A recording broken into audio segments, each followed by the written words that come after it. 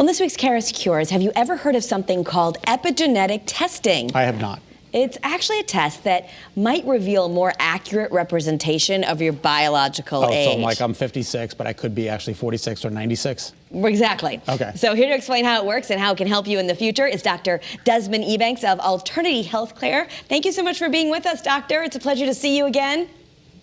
Oh, yes. Pleasure to see you again, Kara. And I'm glad that you're feeling better.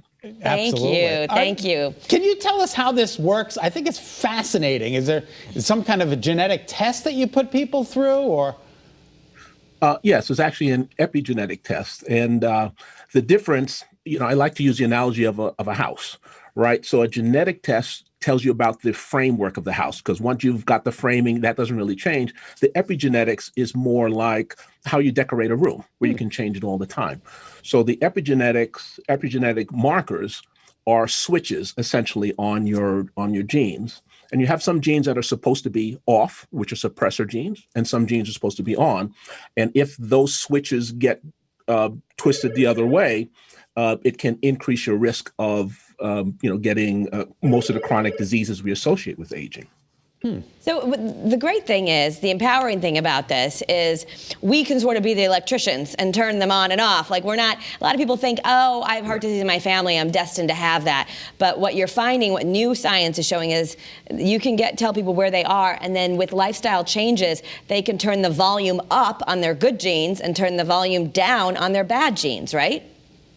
That is exactly correct. And knowing that biological age is very important, because that aging is the single biggest risk factor for all of the chronic diseases that we talk about that can shorten or negatively impact your life. Of the people that you've tested, doctor, do most tend to skew older, or do most tend to skew younger, or pretty close to their age? Well, it's a good question. Well, it's across the board. So getting that biological age, is going to really depend on how you're living your life. And a lot of my patients now are living very well. And so they tend to, skew a little bit younger than their biological age. Oftentimes, when people first come in, they skew a little bit higher. But that's what's great is, like, sometimes these lifestyle changes, it's a little bit hard sometimes to start exercising regularly, eating healthy. So what you're saying is you get that feedback of, it worked. I just decreased my biological age. So that can be really motivating, right? Oh, I think absolutely. And I think, when you can give someone something concrete in black and white, and they can, well, first of all, you come in and you see that, your biological age is 5, 10, 15 years older than you currently are. Yeah. You know that if you do nothing to change that, that's only going to continue to accelerate.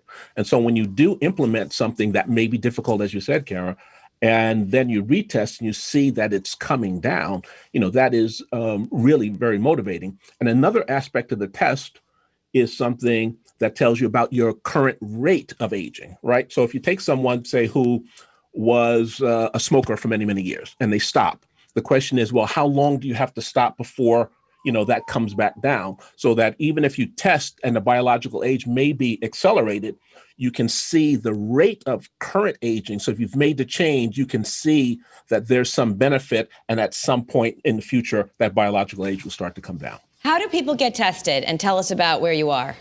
And what involves the tests? What's it involved?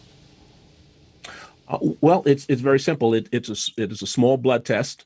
And this test can actually even be done by, a finger stick with a few drops of blood, not necessarily a full blood draw, and it's sent off to the lab. And it takes about 2.5 to 3 weeks to get the result back. Okay. And what else do you learn? Like, I think I don't know if it's the same one, but years ago, I was doing a story with you about telomeres, and it told me about my telomeres. Has science improved? Like, do you get a whole report card on yourself?